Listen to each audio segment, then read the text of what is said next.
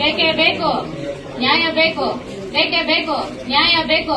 ನಿಲ್ಲಲಿ ನಿಲ್ಲಲಿ ಹೆಣ್ಣು ಮಕ್ಕಳ ಮೇಲಿನ ದೌರ್ಜನ್ಯ ನಿಲ್ಲಲಿ, ನಿಲ್ಲಲಿ ನಿಲ್ಲಲಿ ಹೆಣ್ಣು ಮಕ್ಕಳ ಮೇಲಿನ ಕಿರುಕುಳ ನಿಲ್ಲಲಿ. ಏನ್ ತೊಂದರೆ ಆಗಿದೆ? ಯಾಕೆ ಅಣ್ಣ ನಮ್ಗೆ ನ್ಯಾಯ ಬೇಕಣ್ಣ. ಏನಕ್ಕೆ? ನಾನು ಒಂಟಿ ಮಹಿಳೆ, ನನ್ನ ಹೆಸರು ಮಮತಾ, ಬೆಟ್ಟನಹಳ್ಳಿ.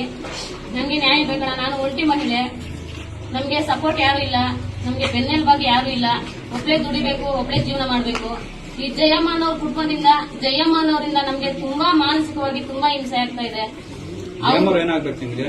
ದೊಡ್ಡಮ್ಮ ಆಗ್ಬೇಕು ಸರ್. ಯಾಕೆ ಕಿರುಕುಳ ಕೊಡ್ತಾ ಇದ್ದಾರೆ?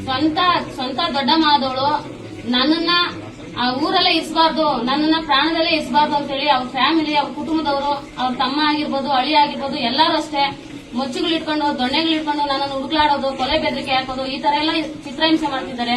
ಅವ್ರ ಕಡೆಯಿಂದ ನಮ್ಗೆ ರಕ್ಷಣೆ ಬೇಕು ಸರ್. ಜಮೀನು ವಿಚಾರವಾಗಿ ಏನಾದ್ರು ಆಸೆ ಪಡ್ತಾ ಇದ್ದಾರೆ? ಜಮೀನು ವಿಚಾರವಾಗಿ ಹೌದು. ನಾವು ಮೊಮ್ಮಕ್ಕಳು ನಮ್ಗೆ ಭಾಗ ಕೊಟ್ಟಿಲ್ಲ. ಅವರು ಕೋರ್ಟ್ಗಳಲ್ಲಿ ಕೇಸುಗಳು ನಡೀತಿದ್ದಾವೆ. ನಾವು ಮೊಮ್ಮಕ್ಕಳಾದವರು ಆ ಜಮೀನ್ ಬಗ್ಗೆ ನಾವು ಕೇಸುಗಳು ಹಾಕಿರೋದಕ್ಕೆ ಇವಾಗ ನನ್ನನ್ನ ಸಾಯಿಸಬೇಕು ಅಂತ ಅವರು ಇದ್ ಮಾಡ್ತಿದ್ದಾರೆ. ಅದಕ್ಕೆ ನೀವು ಪಂಚಾಯತಿ ಮುಂದೆ ಕೊಟ್ಟಿದ್ದೀರಾ? ಹೌದು, ನ್ಯಾಯ ಬೇಕು. ಇದು ಸ್ಟೇಷನ್ ಅಲ್ಲಿ ಕಂಪ್ಲೇಂಟ್ ಕೊಟ್ಟಿದ್ದೀರಾ? ಇದೆ ಸರ್, ಕಂಪ್ಲೇಂಟ್ ಕೊಟ್ಟಿದೆ. ಎಷ್ಟು ಕಂಪ್ಲೇಂಟ್ ಕೊಟ್ಟರು ಎಲ್ಲೂ ನಮ್ಗೆ ನ್ಯಾಯ ಸಿಗ್ತಾ ಇಲ್ಲ ಸರ್. ಬೇರೆಯವ್ರ ಕಡೆಯಿಂದ, ಲೋಕಲ್ ಲೀಡರ್ಗಳ ಕಡೆಯಿಂದ ಫೋನ್ ಮಾಡಿಸ್ತಾರೆ. ಸುಮ್ನೆ ಬಾಬಾ ಸಾಹೇಬ್ ಅಂಬೇಡ್ಕರ್ ಫೋಟೋ ಇಟ್ಕೊಂಡು ಆ ಪುಣ್ಯಾತ್ಮನಿಗೆ ಅವಮಾನ ಮಾಡ್ತಿದ್ದಾಳೆ. ಬೇರೆ ತುಂಬಾ ಅವಮಾನ ಮಾಡ್ತಿದ್ದಾಳೆ ಅವ್ರಿಗೆ.